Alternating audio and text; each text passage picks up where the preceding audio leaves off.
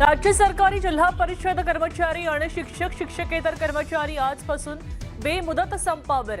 रुग्णसेवेसह शासकीय कामांवर परिणाम होणार। 17 लाख कर्मचारी प्रलंबित असलेल्या मागण्यांसाठी आजपासून बेमुदत संपावर।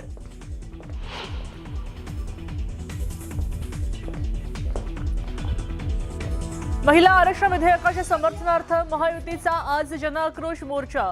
जांभोरी मैदान ते वरळी डोम दरम्यान काढणार मोर्चा। मुख्यमंत्री फडणवीसांसह महायुतीचे प्रमुख नेते राहणार उपस्थित। विरोधक हे सिरियल लॉयर, झूठ की उम्र बड़ी नहीं होती, सच कभी समाप्त नहीं होता म्हणत महिला आरक्षण विधेयकावरनं मुख्यमंत्र्यांचा विरोधकांवर हल्लाबोल।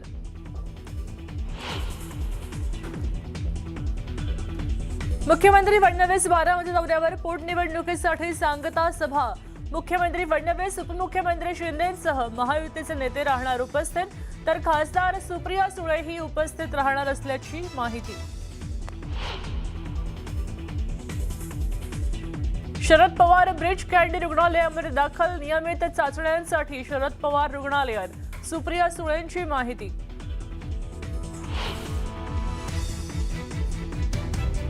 मुख्यमंत्र्यांनी विरोधकांना दिलेल्या चॅलेंजवर संजय राऊतांचा टोला। मुख्यमंत्र्यांचा स्तर कुठला ते कळवायला पाहिजे, तर मुख्यमंत्र्यांचा स्तर कोणी काढू नये, पंकजा मुंडेंचा राऊतांना प्रत्युत्तर।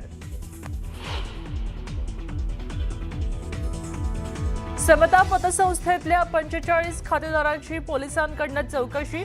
पतसंस्थेतली खाती खातेदारांनी उघडली नसल्याचं उघड, मात्र शिर्डी पोलिसांकडून पतसंस्थेवर कारवाई नाही।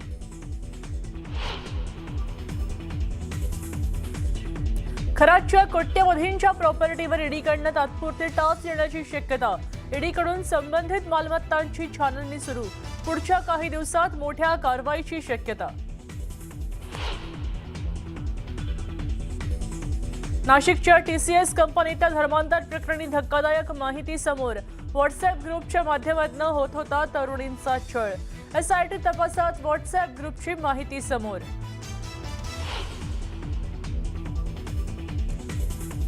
अयानच्या रीलमध्ये दिसणाऱ्या नोटांच्या बंडलांचं रहस्य उलगडलं। आरोपी अयाननं पैशांसाठी आईचं मंगळसूत्र आणि सोन्याचा हार चोरून विकल्याची माहिती समोर।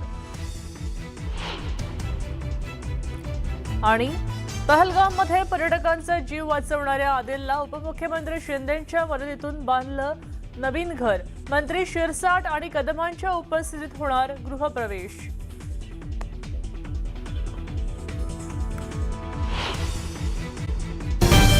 पुढची बातमी पाहूयात। भोंदू अशोक खरातच्या अडचणीत आणखी वाढ झालेली आहे। नाशिकच्या सिन्नर पोलीस ठाण्यामध्ये खरात विरोधात फसवणुकीचा गुन्हा दाखल झालाय। जगदंबा ग्रामीण बिगर शेती पतसंस्थेत तक्रारदाराच्या नावावर 32 बनावट खाती होती आणि या बनावट खात्यांमधून 57,90,000ची फसवणूक करण्यात आली आहे। अशोक खरातसह पतसंस्थेच्या संचालक मंडळावर देखील गुन्हा दाखल करण्यात आलाय।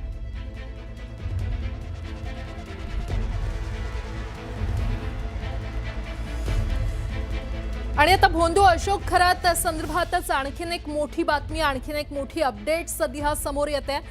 भोंदू अशोक खरात याच्या समता पतसंस्थेत अनुयायांच्या नावाने त्यानं बनावट खाती तयार केली होती आणि त्या संदर्भात बनावट खाती उघडून कोट्यावधींचा व्यवहार केला होता।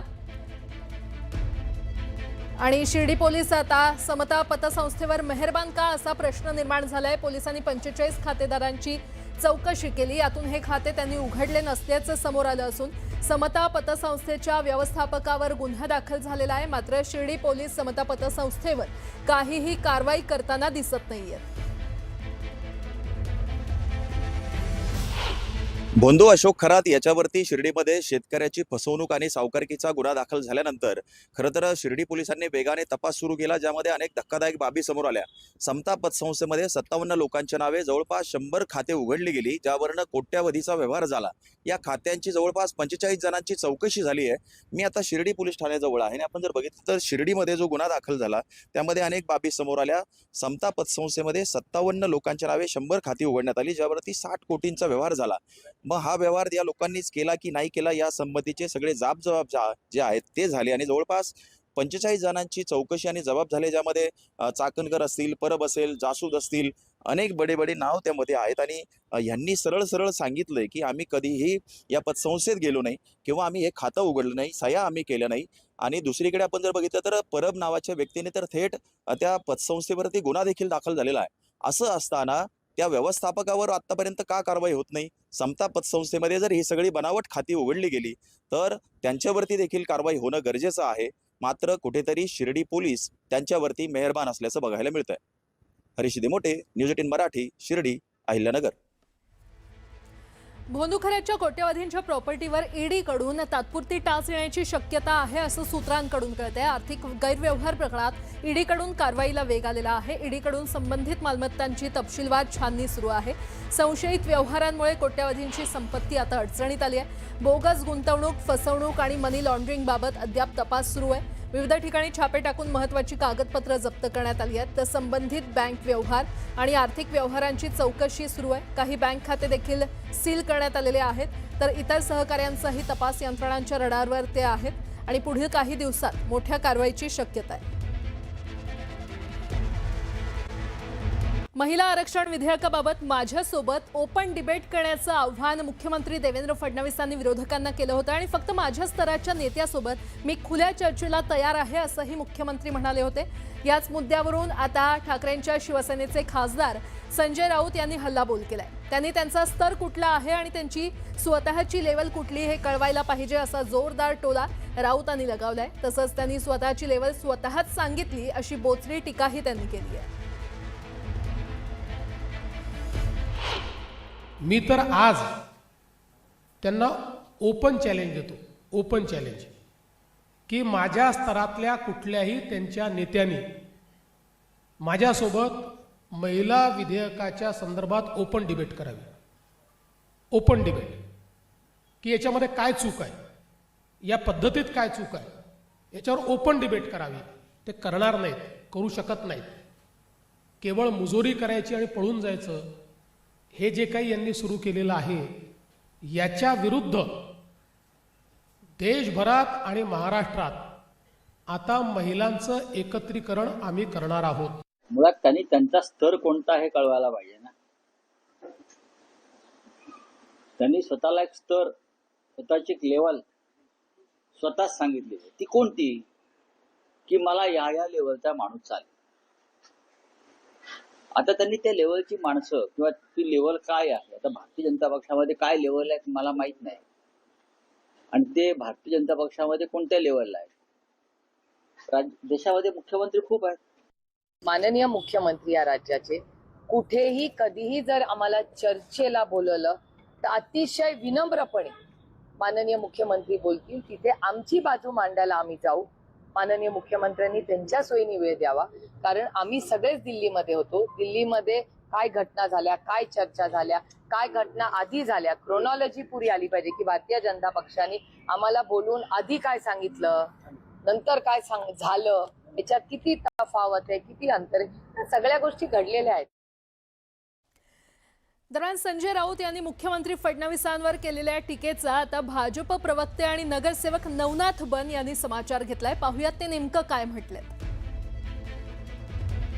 बघा, ते या राज्याचे मुख्यमंत्री आहेत, सुशिक्षित आहेत, वकील आहेत.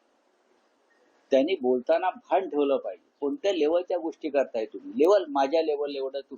शरद पवारांची लेवल घ्यायला देवेंद्र फडणवीसांना 100 जन्म घ्यावे लागतात. शरद पवारांची लेवल, कोण जे म्हणत असेल, पवार साहेबांनी जे महाराष्ट्राच्या देशाच्या राजकारणामध्ये, समाजकारणामध्ये लेवलच्या गोष्टी करू नका. देवेंद्रजी फडणवीस यांची लेवल काय आहे हे महाराष्ट्राने एकदा नाही, दोनदा नाही तर 3 वेळेला दाखवून दिलंय.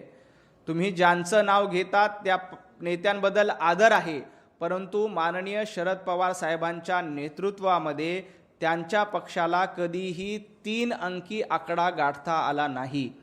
देवेंद्रजी फडणवीस यांनी एकदा नाही, दोनदा नाही तर महाराष्ट्राच्या विधानसभेमध्ये देवाभाऊंच्या नेतृत्वात 3 वेळेला आम्ही 100च्या वर जागा जिंकल्यात. पवार साहेबांना ते कधीही शक्य झालं नाही. त्यामुळं महाराष्ट्रातल्या जनतेनं सांगितलंय की देवाभाऊचा स्तर काय आहे आणि इतरांचा स्तर काय.